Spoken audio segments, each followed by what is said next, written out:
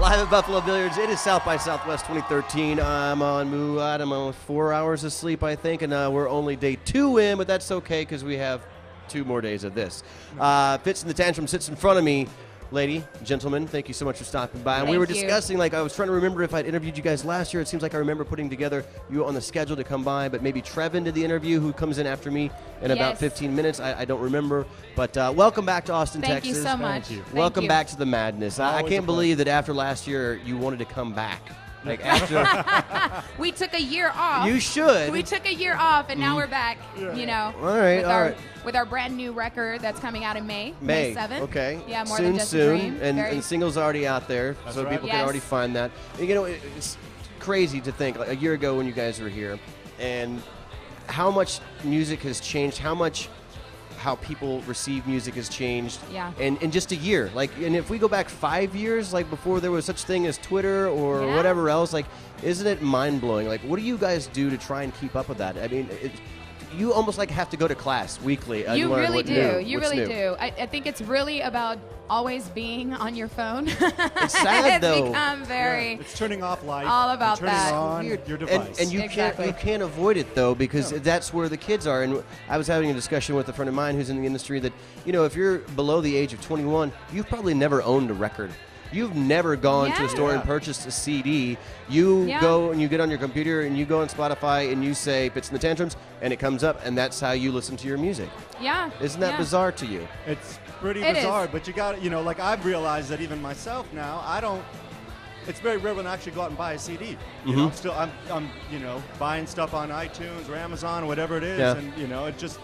I was, surprised by how much it's just become the norm even for myself, who, had CDs. It's that comfort of instant success. Instant gratification. It's 2 seconds, you have it in your playlist, it's now on your phone. Right, and are we headed in the wrong direction? Is this a scary thing? Is this bad for the music industry? I think once it starts becoming really popular, everything has its point where it has to start peaking down. Point. It's going to start becoming even again. It's scary for an artist like myself, where it's really hard to track where those songs where that are music's going and who has it and who. But it's ending up in Germany, or it's ending up in Portugal. It's ending up in all these places around the world that you haven't even gotten to yet. So it gives that opportunity for people to hear your music that probably wouldn't be able to do so. Absolutely.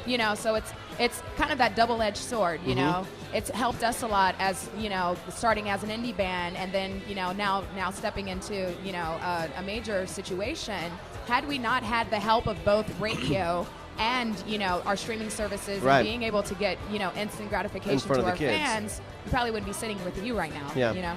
It's a strange thing, and I always wonder what's going to be big that came out of South by Southwest Interactive this year that everyone's going to be talking about next year that will change the face of music and that will last for 6 months and then move on to the next thing. And it's just so hard because you guys are already you're on tour.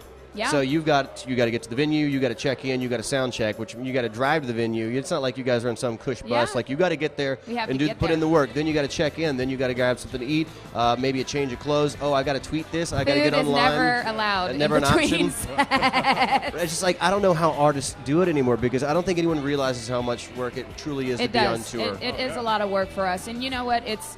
At the end of the day, when you're lack of sleep, when you get on that stage and you're watching people singing along to you, that's the gratification I take home. It's wow. It's all worth it. I love to hear that. I always think of Almost Famous. I look in the crowd and I see the one guy that's not getting off, and I make him get off. Yeah, love that, dude. I love that kind of attitude. That's what we do. We look all the way to the back, and that's the driving force. That's gonna be. See, I'm always the guy that people think is not having a good time. I just have a good time in my own way. So I'm that douchebag that's back there like this. Oh, you're my favorite pick of the bunch, then. I just and not because I'm not enjoying it. I just enjoy. I'm chronically white. I don't dance. And I see people out there moving around. I'm I don't want to be. I'll just sit in the back.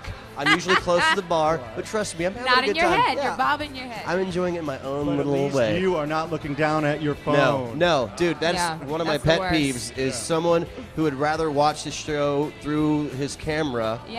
Than it's right in front of you, man. Right in front of you. That's one of my pet peeves. Or when I go to a show that I really enjoy, and someone, hey Toby, hey, you here to see blah, blah, blah? Yeah, I'm here.